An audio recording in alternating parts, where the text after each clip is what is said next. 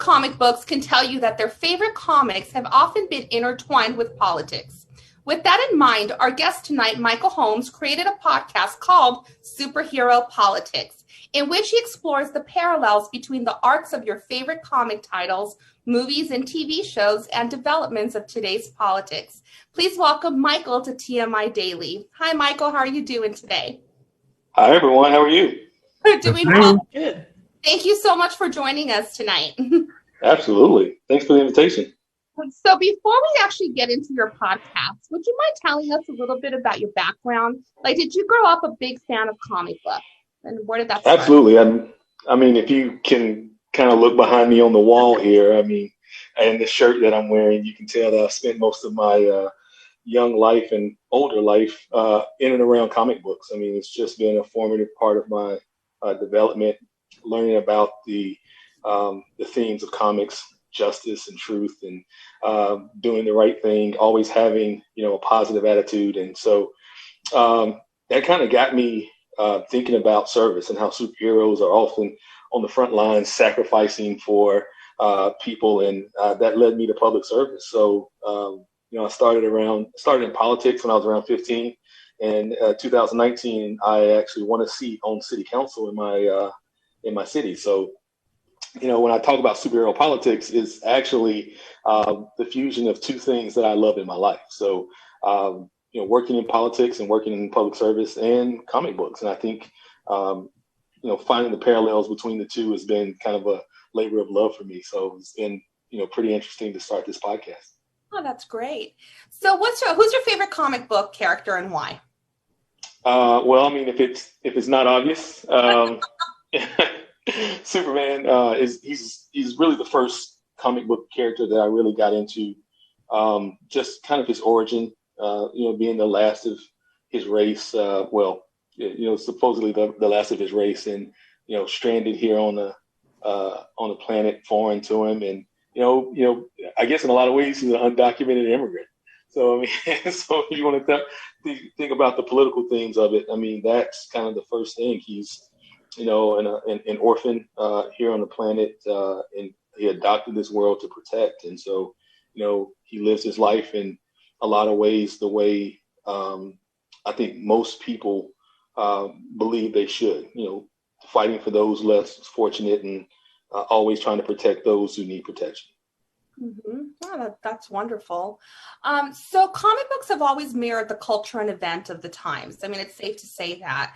I was going to ask you how you came up with the idea of the podcast, but you've already answered that for us. So I have another question for you. Okay. Do you think that they have become more influenced by politics over the last few years because of how politicized our world is now?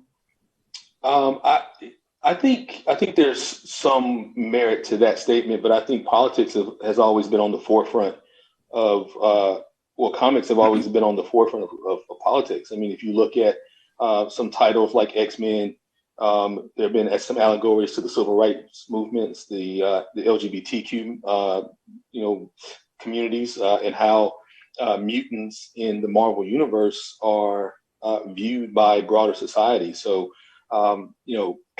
Black Panther came out in the 60s and right around the time of the civil rights movement and the Black Panther movement. So a lot of the social issues have been addressed in comic books in a way that I think has allowed popular culture to be ahead of our political discourse. Mm-hmm.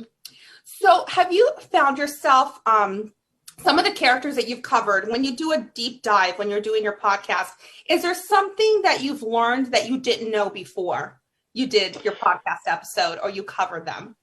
Well, I think it depends on the writers. And I think that's one of the things that I don't know if a lot of comic book fans or new comic book fans understand is that there's not just one writer for a character. There can be, multiple writers for a character, and they all have a different take on that character, and they all have a different perspective on the universe that character inhabits. And so I think if you look at, who that writer is, you can see a lot of what is playing in their mind in the stories that they create.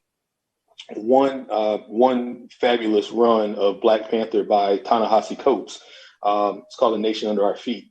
He deals with social injustice. He deals with, the division of race. He deals with imperialism. He deals with, power distribution and wealth.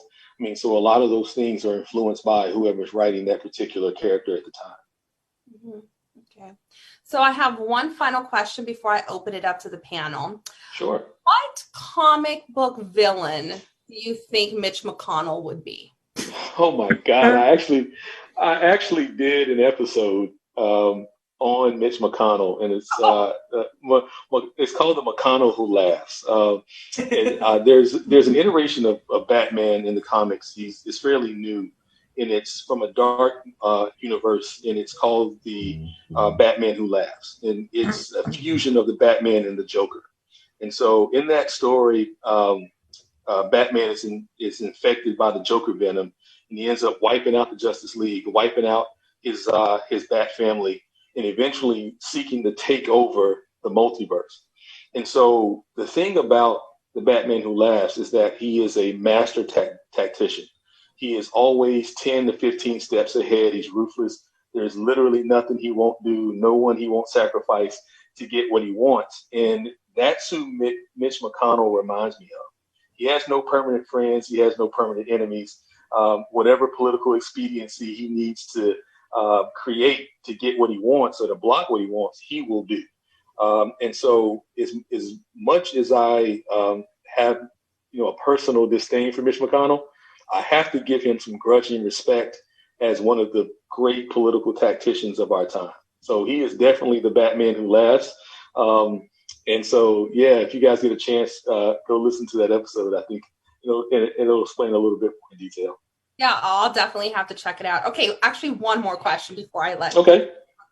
Okay, so based on our current politics right now, if you could pick any political figure that fits all the criteria of your definition of a true superhero, who would it be, and who would you choose and why? Wow, that's an interesting question, because there are a lot of people out there doing some great work, but I think in terms of longevity and success, I got to go with Madam Speaker, Nancy Pelosi, because if you look at the success of holding together a caucus through ups and downs, through bad elections and good elections, I think about Paul Ryan, who was Speaker of the House. I think about previous speakers of the House and how they struggled to hold John Boehner struggled to hold together their caucus. Nancy Pelosi has never lost a vote. She has never had to pull a vote from the floor because she didn't have the votes